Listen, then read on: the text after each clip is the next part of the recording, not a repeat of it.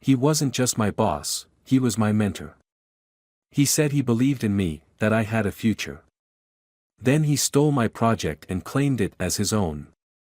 He never expected me to make the move that would destroy his career. The fluorescent lights of our San Francisco office always seemed to burn a little brighter when Doug Morrison walked through the halls. As head of product development at TechVance Solutions, he had a way of making everyone feel seen, understood, even special. But no one felt it more than I did. I was fresh out of Stanford with a master's in computer science when Doug took me under his wing. "Nathan," he said during my first week, "there's something different about you. You don't just code, you solve problems." His words felt like validation of every all-nighter I'd pulled, every social event I'd missed while building projects in my dorm room. TechVance wasn't a tech giant, but we were the kind of promising startup that made headlines in TechCrunch every few months. Our team of 60 felt like family, all of us united in the mission to revolutionize digital advertising. Doug was our guiding light, or so I thought. The idea came to me during a late-night debugging session. I was staring at our current ad optimization algorithm's performance metrics when I noticed a pattern nobody else had picked up on. What if we could predict ad fatigue before it happened? What if we could automatically adjust campaign parameters based on real-time emotional response patterns? I couldn't sleep that night.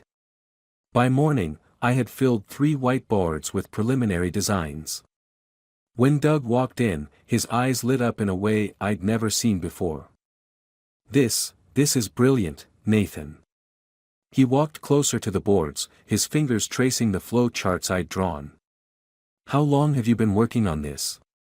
"Just since last night," I admitted. "I know it needs work, but—" No, he interrupted. "This is exactly what we need.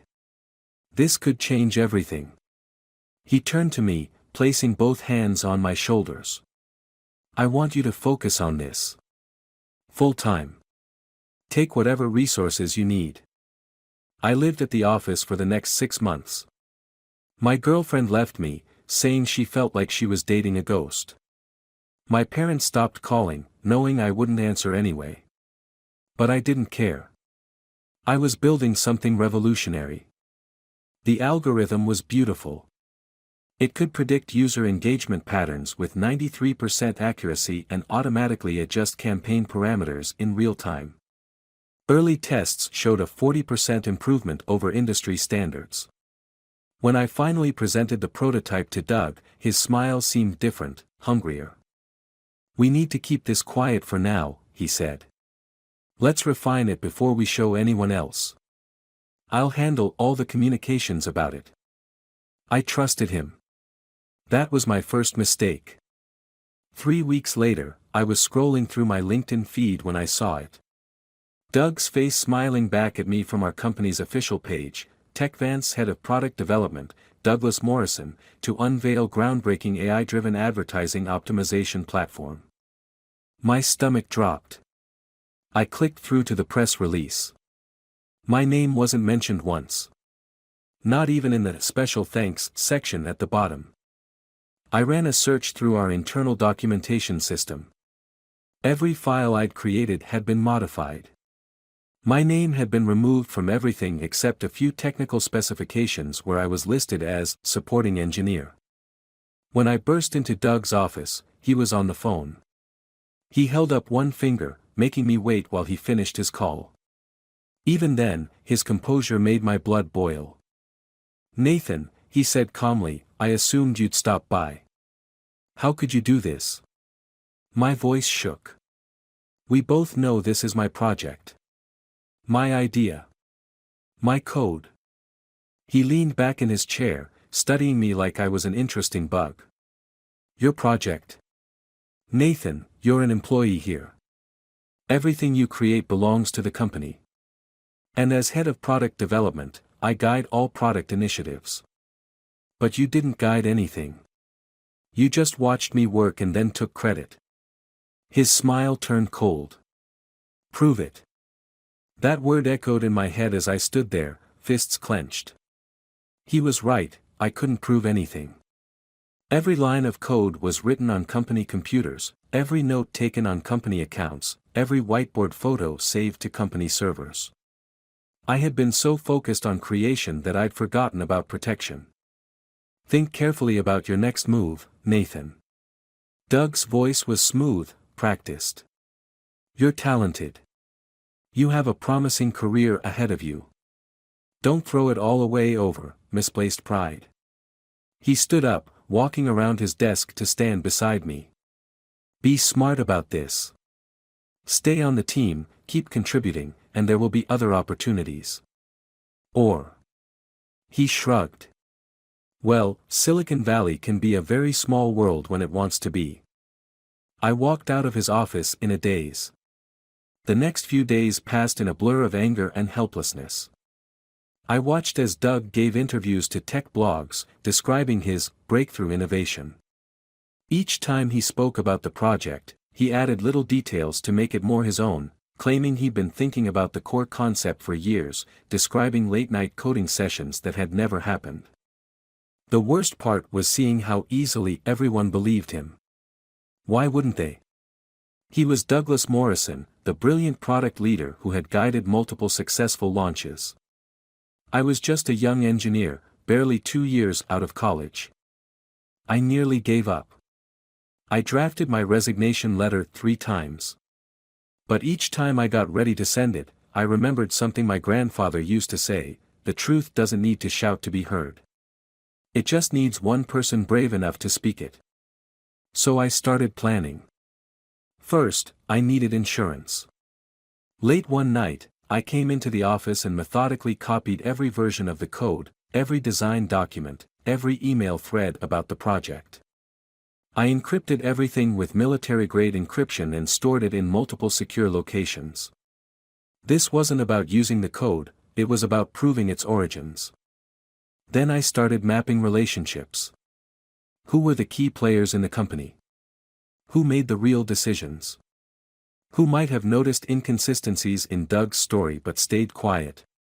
I created a detailed spreadsheet, noting every interaction, every potential ally or weakness. I discovered that Patricia Chen, our chief legal officer, had a reputation for being strictly by the book. She had once delayed a major product launch by 3 weeks because the compliance documentation wasn't perfect. That was useful information. I also learned that Doug had a pattern. 3 years ago, at his previous company, another junior engineer had left suddenly after a successful project. The official story was that he'd burned out, but when I tracked him down at a tech meetup in Mountain View, his bitter laugh told a different story. But my most valuable discovery came from Sarah in HR.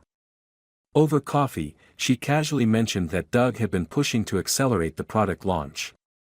He keeps saying we need to beat our competitors to market, she said. Won't even wait for legal to finish the patent paperwork. That was when I knew I had him. I found a patent attorney named Michael Ramirez who specialized in software IP cases. When I explained my situation, he didn't immediately show me the door. Instead, he asked detailed questions about documentation, timestamps, and development processes. They haven't filed a patent yet, he asked, leaning forward in his chair. And you have proof of independent development? Everything, I confirmed. Every version, every commit, every design document. With timestamps. He smiled for the first time. Then we have options. The next 2 weeks were the hardest of my life. I had to go to work every day, pretending everything was normal while Doug paraded around the office like a peacock. He was everywhere, giving presentations about his innovation, accepting congratulations, even mentioning me occasionally as one of the bright young engineers who had helped with implementation. But I noticed things now that I hadn't before. The way certain senior engineers avoided eye contact with him. How some conversations would stop when he entered a room. I wasn't the first person he'd stepped on during his climb to the top, just the first one who refused to stay down. The patent application was complex, but Michael was thorough. We documented everything, not just the technical specifications, but the entire development history. Every brainstorming session, every dead end, every breakthrough. The timestamps on my original whiteboard photos proved I had started developing the concept before I ever discussed it with Doug. Remember, Michael warned me, timing is everything. Once we file, we need to move fast before they can bury this in legal proceedings. I chose my moment carefully. TechVance had organized a major presentation for potential investors and industry partners. Doug had been preparing for weeks, rehearsing his speech about how he had revolutionized ad optimization. The company's top executives would be there, along with representatives from 3 major venture capital firms. The night before, I could barely sleep. I kept wondering if I was doing the right thing. Would this really bring justice, or was I just destroying both our careers? But then I remembered Doug's smirk when he told me to prove it, and my resolve hardened. The presentation room was packed. Doug stood at the podium, confident in his perfectly tailored suit, delivering his practiced speech about innovation and vision. Behind him, slides showed graphs of the algorithm's impressive performance, my algorithm's performance. I waited until he reached the technical demonstration. As he started explaining the core innovation, my innovation, I pressed send on an email I had prepared days ago. It went to everyone in the room, the executive team, the investors, the board members, and of course, our legal department. The subject line was simple: patent infringement notice, advertising optimization algorithm. I watched as phones began buzzing throughout the room. Doug was too caught up in his presentation to notice at first, but he faltered when he saw Patricia Chen, our chief legal officer, stand up abruptly and walk out, phone pressed to her ear. The next few minutes were chaos in slow motion. 2 members of the legal team entered the room and approached Doug. His face, projected on the large screen behind him as he demonstrated his system, showed the exact moment he realized what was happening. The color drained from his cheeks, and his practiced smile cracked. "We need to take a brief recess," one of the lawyers announced to the room. "Technical difficulties." Doug's eyes found me in the crowd. I met his gaze steadily, and for the first time since this began, I saw fear in his eyes. The meeting was suspended. The investors were escorted to a conference room for refreshments. Doug was led away by the legal team. And I was summoned to the CEO's office. Robert Kane, our CEO, was not a man who enjoyed surprises. He sat behind his massive desk, my patent application and evidence folder spread out before him. Patricia Chen stood by the window, arms crossed. "Walk me through this, Nathan." Kane's voice was tired. "From the beginning." For the next hour, I laid out everything. The initial idea, the development process, the timestamps, the witnesses. I showed them emails, documentation, even security logs showing my badge entries for those late nights at the office.